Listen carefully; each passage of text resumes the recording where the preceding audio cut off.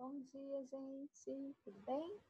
A gente vai iniciar hoje mais uma aula de história, dando continuidade aí falando sobre a história do Brasil, que a gente viu na outra aula sobre Getúlio Vargas, tudo que ele fez para o Brasil, como foi um pouco do seu governo, o Estado Novo, todas as coisas que ele fez ali, né, no governo brasileiro. Porém, vai acontecendo várias coisas e até que ele chega a, ele acaba cometendo suicídio. Isso a gente viu nos últimos capítulos, tá? E a gente vai ver hoje a continuidade disso. Então acaba a era Getúlio Vargas, quem vem no poder, o que vai acontecer depois, tá bom? Aí, da presidência do Brasil. Tá bom? É o capítulo 8 do livro de história nosso aí, certo? Então, logo após Getúlio Vargas, vai ter, né, a liderança ali, o seu vice que ficou no lugar, e aí fica ali um governo provisório até ter uma nova eleição, bom? E com essa nova eleição, quem vai vencer vai ser o presidente Juscelino Kubitschek, certo? Então, esse nome aí para vocês lembrarem, um dos presidentes do Brasil, Juscelino Kubitschek. Ele que vai vir, então, depois, na próxima eleição, né, após o Getúlio Vargas. Certo? Um dos lemas principais dele, né, aquele lema, né, as promessas, né, na campanha eleitoral, uma das promessas de Juscelino Kubitschek era que ele ia modernizar o país, tá? Industrializar, desenvolver o país de várias formas, tá? E ele tinha aí um lema que era 50 anos em 5. O que seria isso? Ele ia fazer em 5 anos o que muitos outros presidentes, ou se faria em 50 anos. Então, ele ia modernizar rapidamente, ele ia fazer, né, obras rápidas para modernizar o país. Então, esse era o foco dele, certo? Do Juscelino Kubitschek, então, certo? Aí até a gente entra com uma imagem de Brasília. Por quê? Porque Brasília foi projetada, ela foi construída durante o governo de Juscelino Kubitschek, certo? Então, ela foi mesmo uma cidade pensada, organizada, feita uma planta da cidade inteira, certo? Os arquitetos trabalharam em cima para construir a cidade do zero, tá? E ela ficou bem, né, vamos dizer assim, da melhor maneira possível no centro do país, tá? Então, ela seria a nova capital para o Brasil, Brasília, toda projetada no governo de Juscelino Kubitschek, certo? Então, Brasília é uma cidade, vamos dizer assim, construída há pouco tempo, planejada, e há pouco tempo ela é a capital do Brasil, tá? Antes dela era Rio de Janeiro, certo, gente? Então é isso, olha, foi entre 1950 e 1960 aí, essa modernização toda, certo? Vamos lá. Essa modernização que ele buscava era o quê? Trazer indústrias, tá, para o Brasil, para poder desenvolver nesse sentido, tá? Mais capitalista, mais desenvolvido no setor industrial, tá bom? E um pouco da aparência também, a gente vai vendo aí ao longo do capítulo, certo?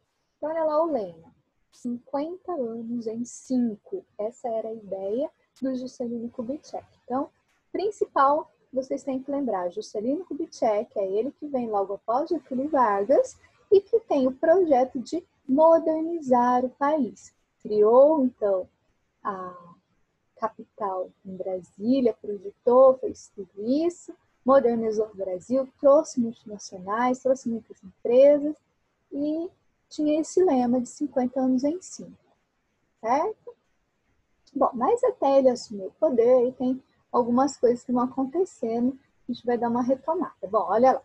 Bom, após a morte de Vargas, o Café Filho, que era o vice-presidente, vai assumir o governo, certo? Assim que morre Getúlio, assume o vice, Café Filho.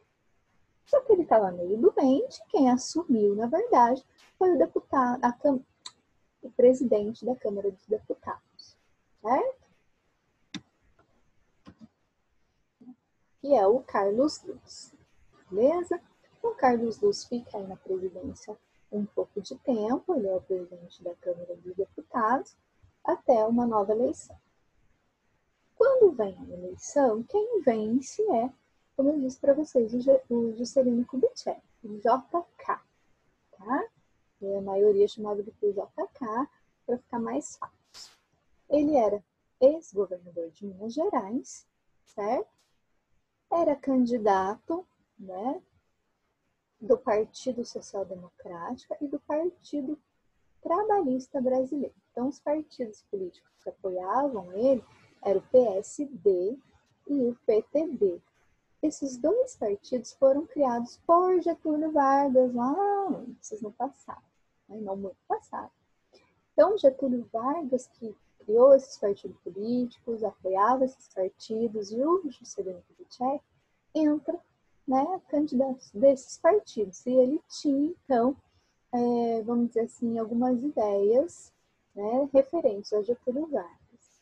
Bom, o vice, tá, do Juscelino Kubitschek foi o João Goulart, certo?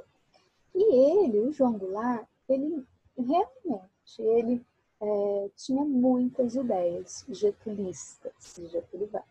Bom, então, o João Goulart, ele, na cabeça dele, o certo era continuar fazendo como Getúlio fazia, né? Tentando ajudar o trabalhador, o operário, a fazer aquele meio de campo, né? Ajudando, né, a desenvolver o país com empresas, indústrias, sim, mas também ajudando a população, certo? Então, eles tinham essas ideias getulistas de ajudar um pouquinho também o povo. Tinha até algumas ideias de reforma agrária, né? De dividir a terra para mais pessoas. Lembrando, gente, que a gente está ainda no início e há pouco tempo instaurou-se república, há pouco tempo tem esses presidentes no poder, o Brasil ainda está em construção. O que acabou de acontecer, né?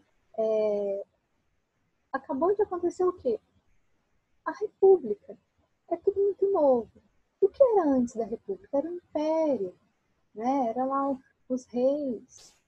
E nessa época, os reis, eles não aceitavam muito a questão da propriedade privada. A maioria das terras eram doadas, tá, para os nobres. Então, a realeza doava as terras para os nobres que eles queriam. Lá da capitania hereditária, ainda tem resquícios disso. As terras, as grandes propriedades rurais, né, as grandes quantidades de terra, está na mão de quem? Só da nobreza, dos mais ricos, né, daqueles que receberam do rei. Né? Ainda tem tudo isso. O Brasil não se livrou dessa parte. Tá? Então, quem tem terras no Brasil nessa época são só os grandes, né, fazendeiros, os muito ricos. E a população nunca teve acesso a essas terras, certo? Essas terras foram ganhadas, foram através da grilagem. Então, a organização das terras no Brasil não foi legal, foi bem estranho, vamos dizer assim, né? Como repartir as terras do território brasileiro. Não era justo, tá? Era só para quem podia, era só para quem tem dinheiro, né? Era só para a nobreza. Tá? Então, e não era comprada, a maioria era mesmo ganhada, roubada, grilagem, falsificavam documentos. Bom, então foi um processo meio complicado essa questão da distribuição de terra no Brasil, certo? E o João Goulart, ele tinha a ideia de que, poxa, vamos organizar essas terras no Brasil, vamos redividir direito, vamos ver, né, esses documentos aí, como é que tá.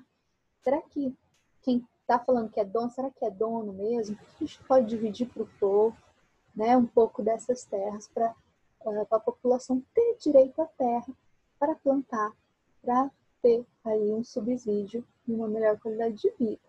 Então, ele tinha, assim, a ideia de redividir as terras do Brasil. Essa é a reforma agrária. Bom, Só que é interessante uma reforma agrária redividir as terras do Brasil com o povo agrícola, o povo que quer plantar. Para o rico, isso não é interessante. Para os donos da terra, dividir as terras deles não é interessante, né, gente? Mesmo que foi ganhada, mesmo que foi conquistada de maneira ilegal, ele não quer dividir sua terra, tá? Então, a reforma agrária era uma coisa que não podia se acontecer no Brasil. E o João Goulart tinha essas ideias, tá? Gravem isso, que é importante vocês entenderem essa questão da reforma agrária, certo?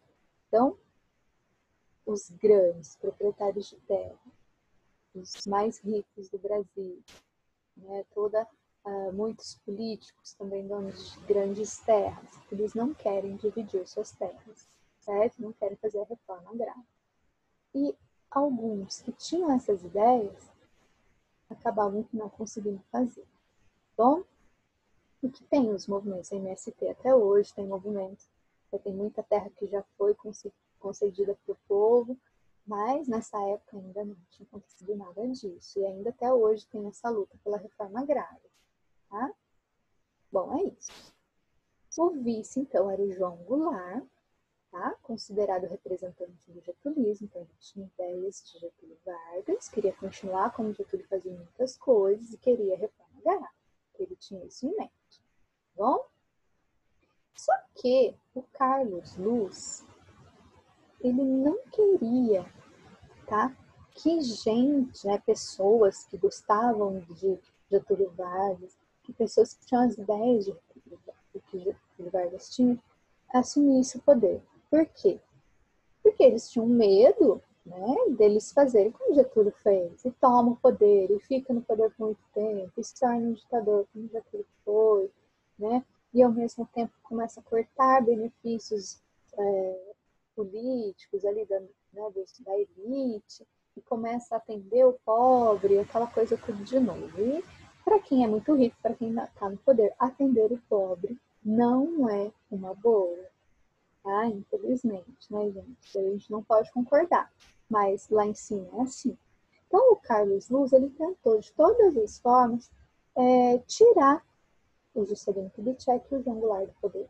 Então já tinha umas tramas dentro do governo para tirar eles. Eles venceram a eleição, mas eles tinham que dar um jeitinho de tirar, porque eles não queriam mais essas ideias, né, getulistas, essas ideias de reforma agrária, essas ideias de ajudar o povo. Eles não queriam isso no poder no momento. Tá? Porém, né, o presidente, o general aqui, Henrique Lott, ele fala que não. Eles vão manter a ordem, que eles ganharam a eleição justamente e que vai manter a Constituição. Então, acaba que o JK se mantém, sim, na política como presidente. Tá bom? Então, a administração JK notabilizou-se, né? Ficou notável, ficou famosa por causa desse lema, então, 50 anos de progresso em 5 anos de governo. Beleza? Então, quais eram os planos de meta dele? Qual era a ideia que ele tinha, então, como governar o país? Então, primeira coisa, ele queria expandir, né, as reservas naturais de ferro, aço, ele queria explorar mais ainda a natureza do Brasil para vender, para, né, enriquecer o Brasil com as estatais, sim. Ele tinha diversas medidas visando a rápida industrialização do país. Então, ele fez bastante propaganda para várias empresas multinacionais virem para o Brasil, tá? Para gerar emprego, para modernizar o país. Investir, né, na ampliação de setores de energia, transporte, construção civil, educação, alimentação. Então, ele queria investir em todas as áreas e desenvolver o país, certo? Para isso, o governo atraiu as multinacionais concedendo vantagens, isenção de imposto, facilidade de importação de equipamentos. Quer dizer, vem a empresa de fora, ele, né, vai deixar o imposto bem baixo, vai ajudar, vai fazer acontecer aí essa multinacional dentro do país. Então, ele vai ajudar isso também. Bom, ele começa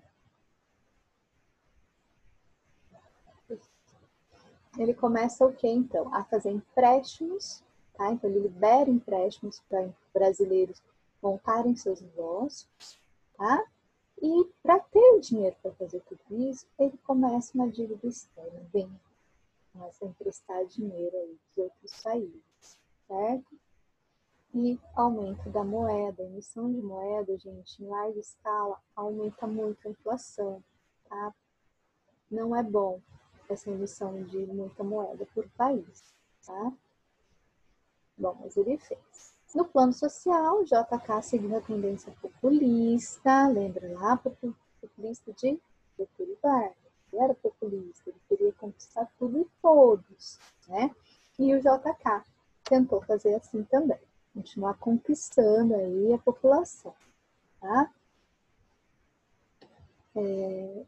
Controlando os sindicatos, né? Aumentando os salários dos trabalhadores periodicamente, certo? Então, ele manteve aí como Getúlio no operariado.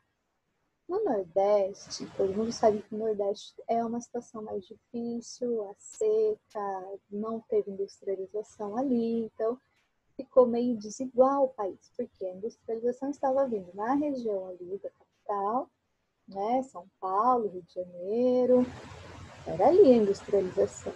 Os outros lugares do país, por mais que o JK tentou igualitar, né, todos os estados do Brasil, ele não conseguiu isso. Então, infelizmente, o que ele fez piorou a desigualdade social de dentro do país.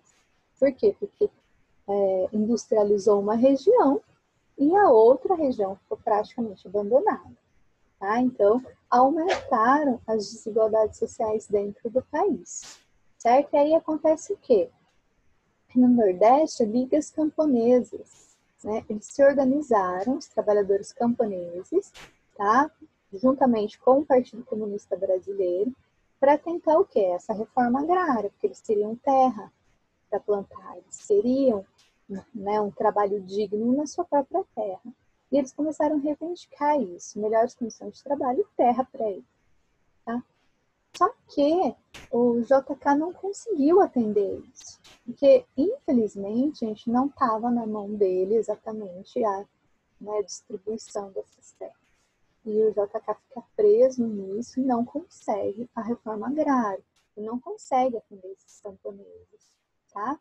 E acaba que, então, meio que essas regiões ficando abandonadas na mão dos grandes, né, proprietários de terra, tá? Então, essa situação que está o país agora. O Sudeste, né, Centro-Oeste ali, desenvolvendo, e as outras regiões, principalmente o Nordeste, né, ficando ali, a Deus dará, na mão dos grandes fazendeiros. Né? Então, a desigualdade está crescendo aí no país. Não era essa a ideia, né? Mas são consequências. Limites do modelo econômico. A fragilidade do modelo econômico do Getúlio, do JK, eu não falo Getúlio, gente, chato. Ai, Juscelino. Eu fico falando para vocês confundirem, eu confundo. Então vamos lá, o governo JK, né, do Juscelino Kubitschek, né, essa fragilidade logo se comprova. Por quê? Porque tudo que ele está fazendo, ele está investindo muito dinheiro e vai chegar uma hora que vai entrar em crise, tá? Então, olha só, todas as multinacionais que vinham para cá, o lucro da multinacional não fica no país, ele vai para o país de origem. Então, se é uma empresa lá dos Estados Unidos que vem, coloca uma filial aqui, o lucro dela vai para onde? Lá para os Estados Unidos. Gera emprego aqui, tá? Só que o lucro não fica, certo? Isso aí já é ruim, porque as estatais geram lucro para o país, além de gerar emprego. A dívida externa vai crescendo, certo? Lembra que está pegando dinheiro emprestado, estresse, isso é problema, crise. E o crescente processo inflacionário. O que acontece com a inflação? Está fazendo muita moeda, está desenvolvendo uma parte do país, outra não, a economia está abalada, né? A inflação está subindo, isso o povo fica descontente, o povo vai para as ruas, então no governo dele acaba aí tendo aí uma movimentação também, tá? Que está ficando ruim, tá bom? Então todo aquele plano que ele tinha só de melhorias, né? Claro que ele também não contava com isso, tá, gente? Não deu certo, tá? Começou as crises a aparecerem, certo? Então, tinha o quê? Falta de uma política eficaz, certo? Em geral. E principalmente para a agricultura, que eu já comentei com vocês, tá? A alta do custo de vida provocava protestos generalizados. As pessoas, poxa, tá, em vez de estar melhorando, tá tudo ficando pior. Que negócio que é esse? O povo vai às ruas, né, tentar aí se mobilizar para ver se melhora a situação, certo? É isso. Então, o JK foi marcado pela polêmica. Ao mesmo tempo que ele dizia caminhar no sentido da construção, de uma sociedade mais democrática, livre das desigualdades sociais, tudo que ele fez piorou a desigualdade social. Tá?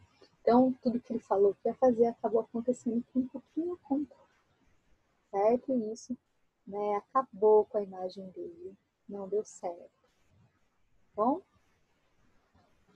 outra coisa, suas realizações envolveram um grande comprometimento com capital estrangeiro. Então, essa dívida com outros países, né, causou muita impopularidade no presidente. Tá? Então, em vez dele fazer uma economia crescer e ter dinheiro, não. Ele emprestava dinheiro de fora para crescer a economia aqui, ficou com uma dívida externa lá, e não desenvolveu direito aqui, ficou tudo no meio do caminho, uma dívida enorme. Então, não deu muito certo. Tá? Nos últimos meses, como presidente, ele enfrentou uma onda de greves, né, que desgastou ainda mais sua imagem. Então, o povo não ficou contente com o final do seu governo. Bom, aí a gente vai ver um pouquinho da imagem da construção de Brasília, do plano, né, do planejamento dela aqui. A cidade de Brasília, então, ela é toda organizada certinha, tá bem planejada. Principais arquitetos, o Lúcio Costa e o Oscar Niemeyer, tá? Que fizeram a planta, os projetos, a decoração, a arquitetura, tudo ali, até do Planalto Central, eles que fizeram.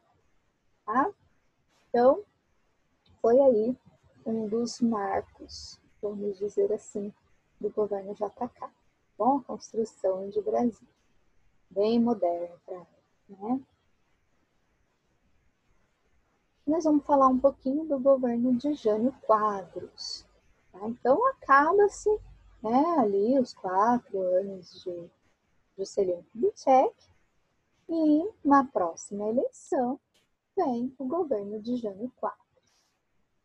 O povo, gente, sempre olha para o candidato, como foi, né, a presidência, como foi esse candidato, foi ruim, então vamos escolher um outro partido, alguém que pensa diferente. Então foi mais ou menos nesse sentido. O Juscelino Kubitschek não fez aí um bom governo, o que a gente viu, o povo ficou descontente. Então eles vão tentar o quê? Então vamos tentar um partido novo, algo completamente diferente para ver se vai dar certo, né? Então, quem vai vencer é o Jânio Quadros na próxima eleição. E ele é o candidato da UDN, que a gente viu que é completamente diferente, é contra as ideias de Getúlio Vargas, né? E totalmente contra, então, as ideias do Juscelino Kubitschek e do João Goulart. Bom, então quem vence? O Jânio Quadros, candidato da UDN. UDN é o partido político, beleza? Em 1960. E o vice vai ser reeleito, que é o mesmo, que é o João Goulart, mesmo que era o vice lá do Juscelino Kubitschek. Bom, ele era do PTB, o João Goulart, também conhecido como Jango, tá bom? Então, Jânio Quadros, o presidente, o vice João Goulart, conhecido como Jango, que nome parecido, não confundir. Então, o Jânio assume o governo com o slogan de varrer a corrupção. Então, ai, nossa, o Brasil tem muita corrupção, é tudo horrível, vou consertar tudo, vou pôr tudo em ordem. E o lema era varre, varre, vassourinha, varre, varre toda a corrupção. E na imagem ele com uma vassoura na mão. Né? Então o povo, até que enfim um presidente para acabar com a corrupção.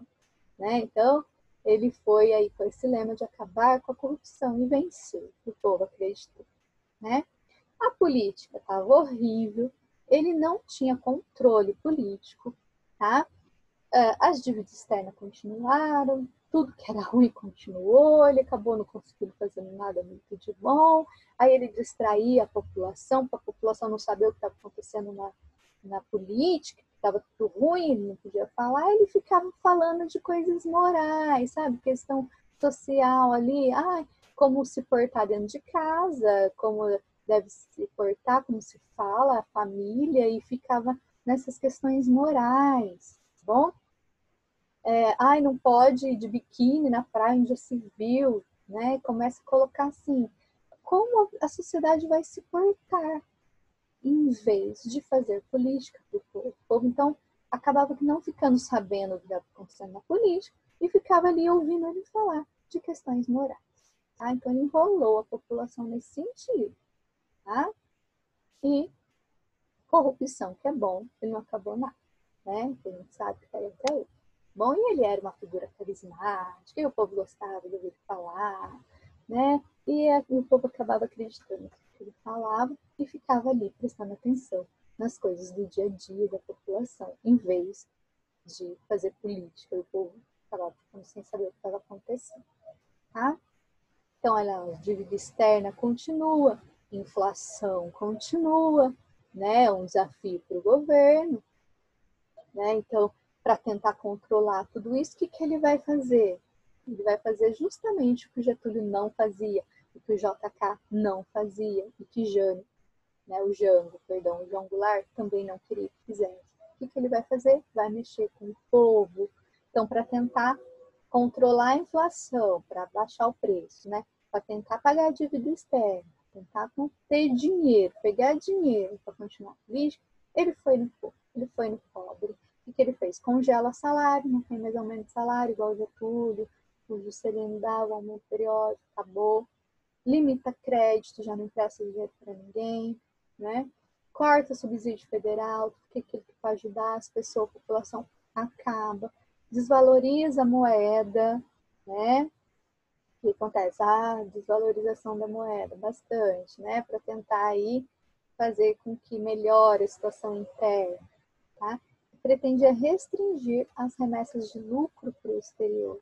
Então, se nosso dinheiro não vale muito, fica mais difícil de, vamos dizer assim, de se perder lucro, tá? Numa transação do exterior. Bom, essa política econômica aumentou o custo de vida, abalando a popularidade do presidente. Porque tirou do povo e ainda subiu o custo de vida. Então, o povo ficou mais, né, descontente ainda. Ficou pior ainda a situação. Então, a imagem dele ficou péssima, péssima. Tá? E o que ele faz? Diante de tanta coisa errada que está acontecendo, o povo descontente com ele não tem mais controle sobre nada, ele vai simplesmente deixar de ser presidente, vai renunciar, tá? Vai abandonar ali o seu cargo. Tá bom?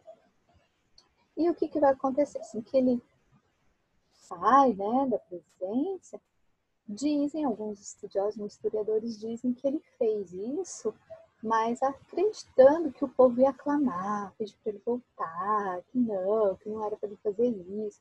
Porém, o povo não se manifestou. E ele não voltou, tá? Então, aí tem essa jogada, a gente acredita que seja verdade, tá? Porque deixar a presidência assim do nada, né, foi o que ele fez. Bom, ele falava, então, que forças ocultas o obrigavam àquela decisão. Ele não deixou claro por que ele saiu. E aí, o vice dele, que era o Jango, né, o João Goulart, ele estava fora do país na época. Tá? E aí vem lá o presidente da Câmara dos Deputados, assume até o Jango chegar. Tá? Então ele fica um tempo ali. Só que quem está na presidência agora? Né? É o Mazi, que é o presidente da Câmara dos Deputados.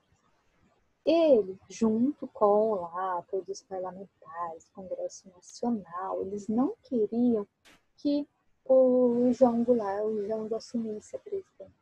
Por quê? Porque ele tinha ideias getulistas, ele tinha ideias de ajudar o povo, ele tinha ideias de fazer reforma agrária, ele tinha ideias de subir o trabalho o salário do trabalhador. Ele tinha umas ideias que alguns falavam que eram ideias comunistas, eram ideias getulistas e comunistas, e que isso não poderia entrar no governo brasileiro. Então, antes de Jango chegar de viagem e assumir a presidência, o que eles fizeram lá dentro do Congresso? Então, o Congresso Nacional aprova uma emenda na Constituição e implanta o parlamentarismo no Brasil, certo? O que seria isso? Os parlamentares que vão mandar junto com o presidente. O presidente não vai mandar sozinho, não cria lei, não faz nada. Tudo é o parlamento que faz junto, tá? Isso aconteceu acho que 2 vezes só no período, tá, dos governos brasileiros. Lá ainda no Império e agora com o João Goulart. Bom, é claro que assim que o João Goulart sai, esse negócio de parlamentarismo acaba e o presidente volta a mandar. Então, só enquanto o Jango estaria no poder, parlamentarismo estaria junto. Então, ele não ia mandar sozinho, certo? Então, vem aí esse clima estranho, né, em que Jango vai assumir a presidência, não tendo poder de presidente. Bom, é isso aí, gente. Então, a gente vai parando por aqui. Espero que vocês tenham entendido, então, um pouquinho do governo do Juscelino Kubitschek, da modernização do país, da industrialização, da construção de Brasília, de alguns deslizes que ele teve também, certo? Lembrando que a corrupção está presente, infelizmente, em todo o tempo. E aí vem depois o Jânio Quadros, né, com o lema de varre, varre, corrupção e questões morais, e deixando o povo sem saber o que estava acontecendo na política, que estava tudo ruim, até que ele não aguenta a pressão e acaba renunciando. E o vice dos 2 governos é o João Goulart, o Jango, tá? Que vai tomar, então, né, essa presidência aí como vice, quando o JK sai. Tá? Só que ele vai entrar limitado dos seus poderes como presidente. Ele vai entrar com um parlamentarismo, parlamento, né? Outros políticos ali mandando junto, porque eles tinham medo do Jango ter qualquer atitude comunista, qualquer atitude que faria divisões de terra para o povo, qualquer atitude que aumentaria o salário do pobre, qualquer atitude que melhoraria a situação do povo em assistências sociais e que diminuíssem os lucros do governo, da população, né, da elite, vamos dizer assim. Tá? Então, tem toda essa trama financeira envolvida com a mão. Bom, então o Jango não consegue governar o país, certo? Ele fica preso com o parlamentarismo. Aí vocês vão fazer as atividades da página 71, tá? São 3 questões, como eu sei, para vocês lerem. As dúvidas que estiverem aí, qualquer ponto, né, do capítulo, dúvida que tiver na hora de fazer a atividade, pode me chamar lá no WhatsApp, eu vou responder, vou ajudar vocês. Certo, gente? Então, até a próxima aula. Tchau, tchau.